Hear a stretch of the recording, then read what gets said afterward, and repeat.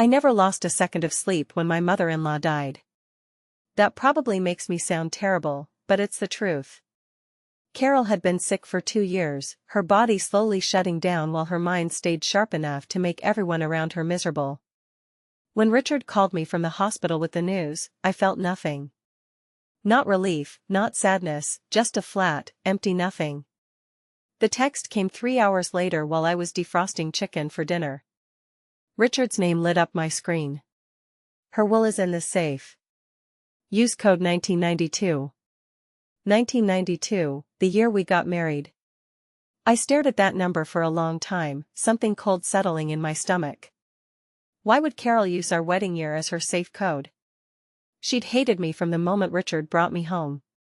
26 years of holidays where she'd forget to set a place for me at the table, of birthday cards addressed only to Richard and the kids, of pointed comments about how his first girlfriend, the one who got away, had been so much better with money.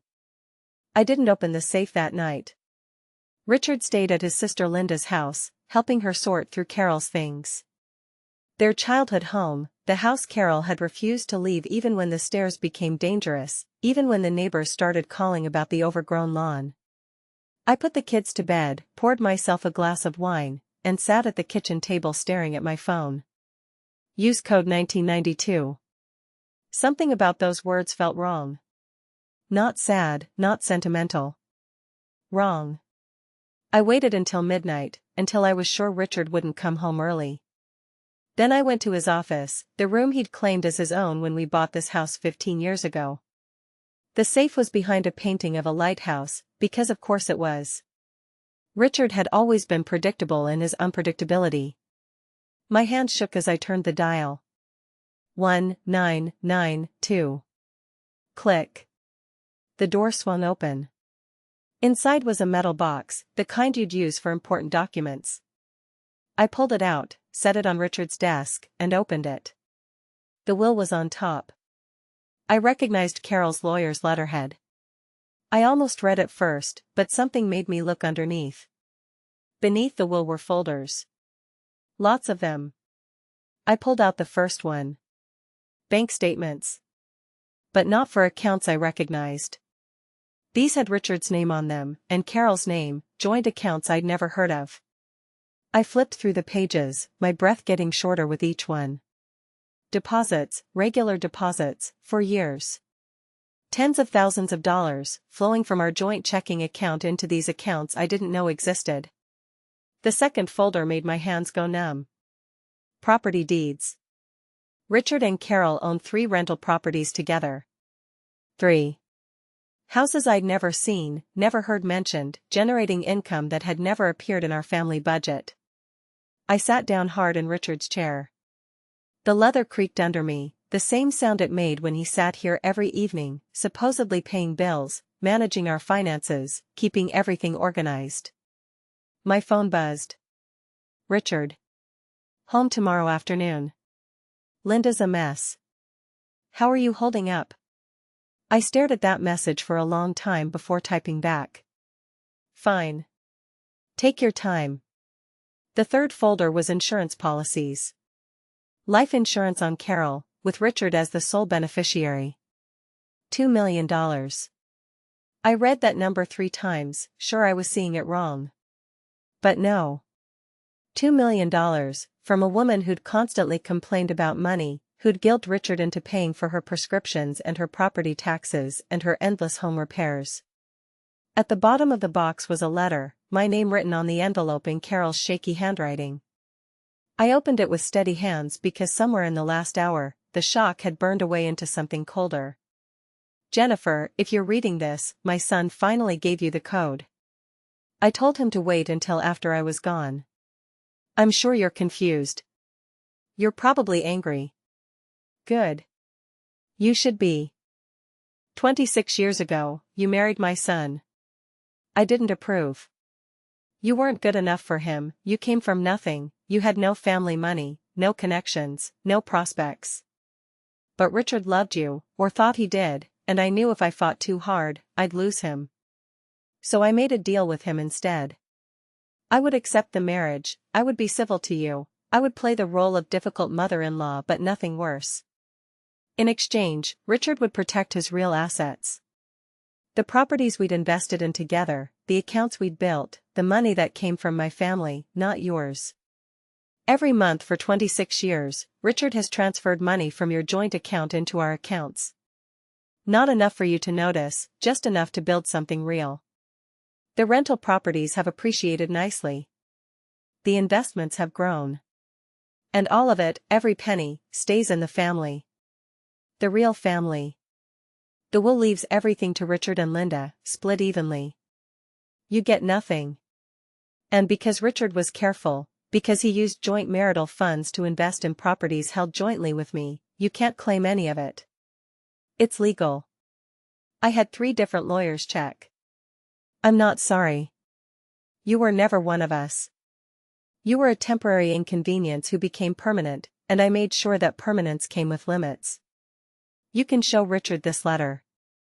He already knows everything in it. He's known from the beginning. Every smile, every I love you, every year of your marriage, he's been protecting his real future from you. Carol. I read it twice. Then I folded it carefully, put it back in the envelope, and placed it on top of all the other documents. Then I closed the box, put it back in the safe, and spun the lock. I went upstairs, took a shower, and got into bed. And I slept. 8 solid hours, the best sleep I'd had in years. When I woke up, I knew exactly what I needed to do. Richard came home the next afternoon, his eyes red, his shoulders slumped. He hugged me, and I let him. He smelled like his sister's house, like old furniture and grief. "How are you?" I asked, my voice gentle. "Tired. It's going to be a lot of work, settling the estate. Linda can't handle it alone." He pulled back, looked at me. "I'm sorry I haven't been here. I know this is hard for you too." "It's fine," I said. "I understand." That night, I made his favorite dinner. Pot roast, the way his mother used to make it. He ate 2 helpings, talking about the funeral arrangements, about how many people had called, about how much Linda was struggling. "Mom left everything to Linda and me," he said, almost casually. "The house, her savings, everything. It's going to take months to sort out." "I'm sure," I said. He looked at me, something flickering in his eyes. "Uncertainty, maybe. Or guilt. You're being really understanding about all this." "She was your mother," I said. "You loved her. I get it." Over the next week, I did 3 things. First, I made an appointment with a lawyer. Not our family lawyer, the one Richard had used for years.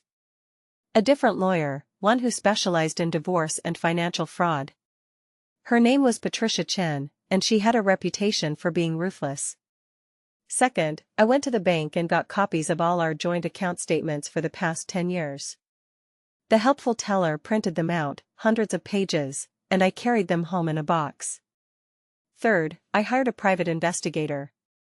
His name was Marcus, and he came recommended by Patricia.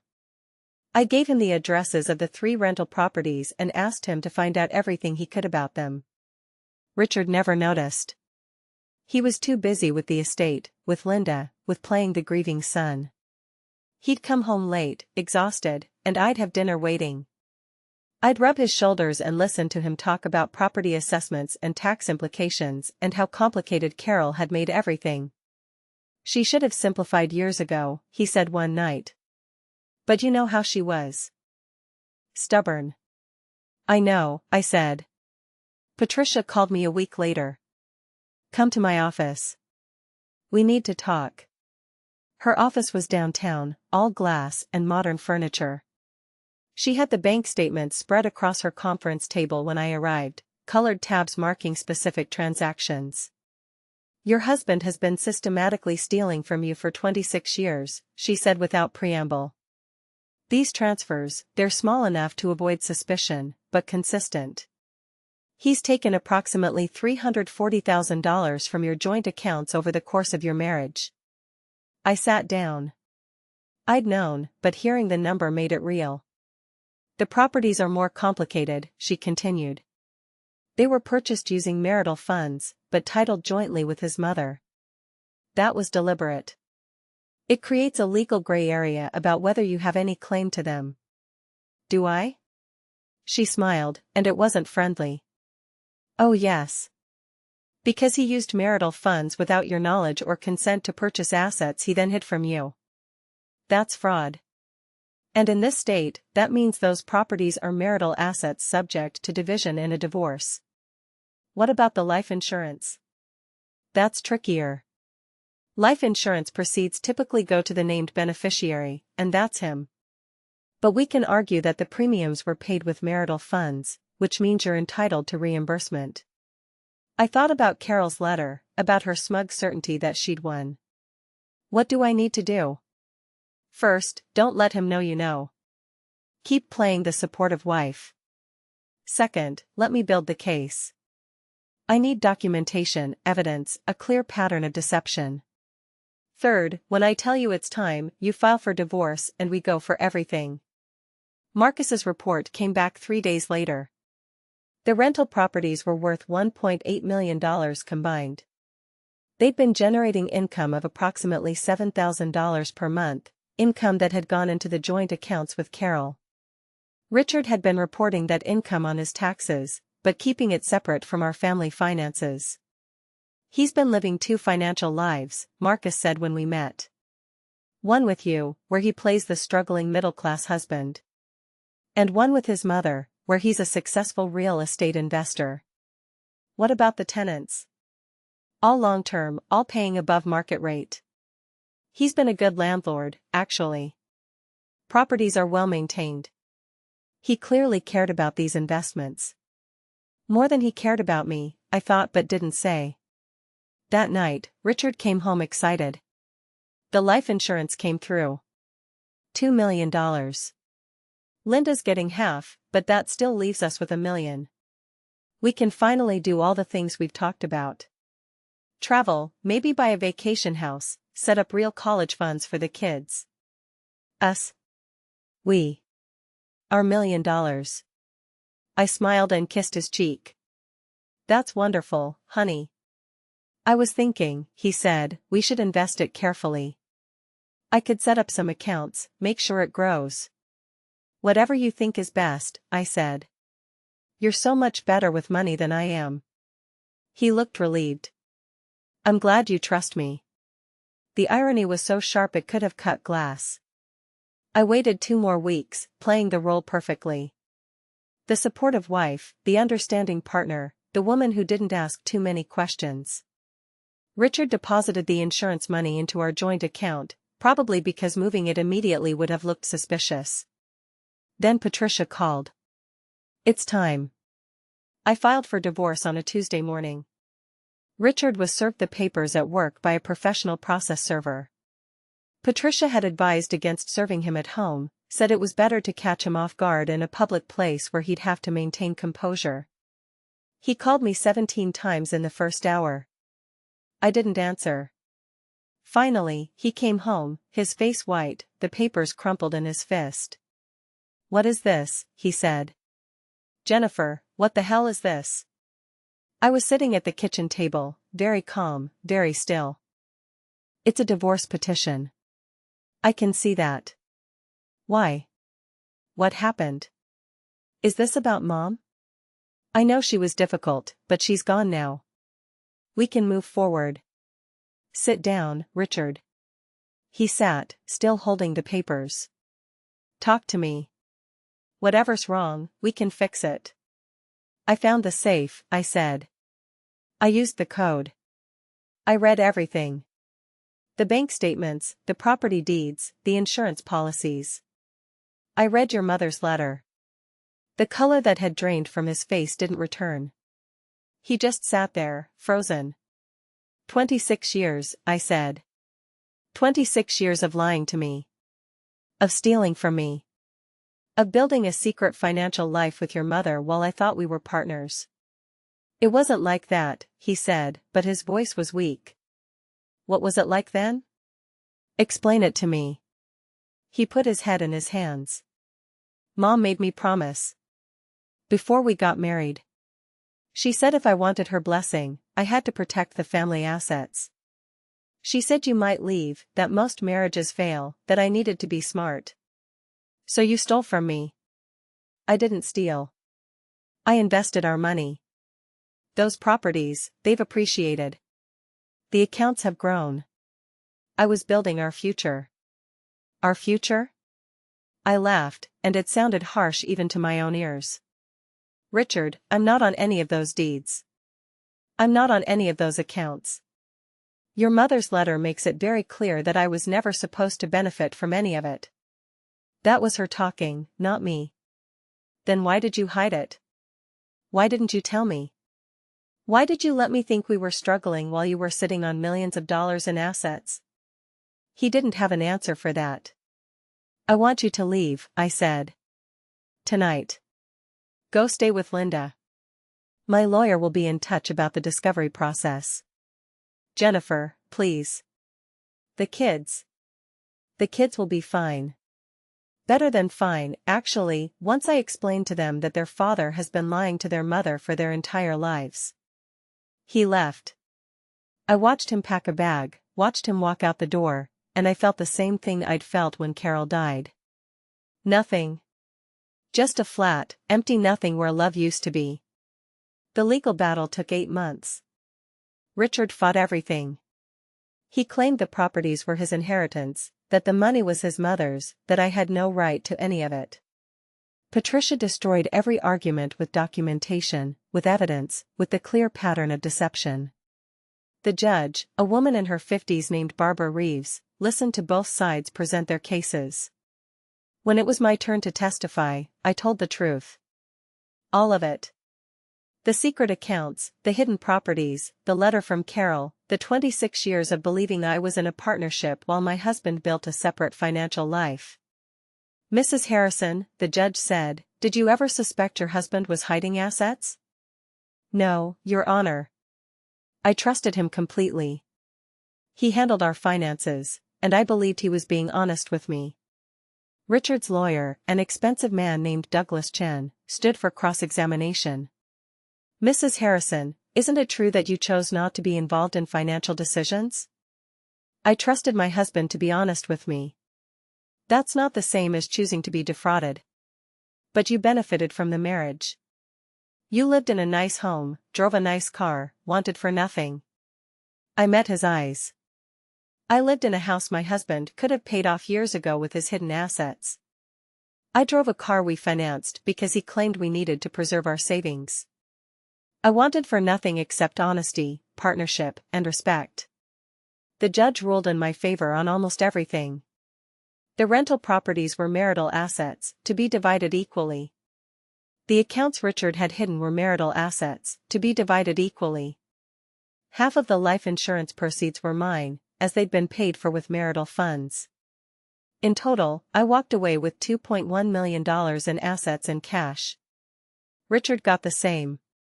The house we'd lived in together, the one I'd raised our children in, I kept. He got the vacation property in the mountains I'd never known he owned. Our kids, Emma and Josh, both in college, took it hard. Emma, who'd always been Daddy's girl, stopped speaking to me for months. Josh tried to stay neutral, but I could see the confusion in his eyes. How could the father who'd coached his soccer team and helped him build his first computer also be the man who'd lied to his mother for decades? I didn't try to poison them against Richard. I just told them the truth when they asked, showed them the documents when they didn't believe me. Eventually, Emma came around. She called me one night, crying. He did the same thing to me, she said.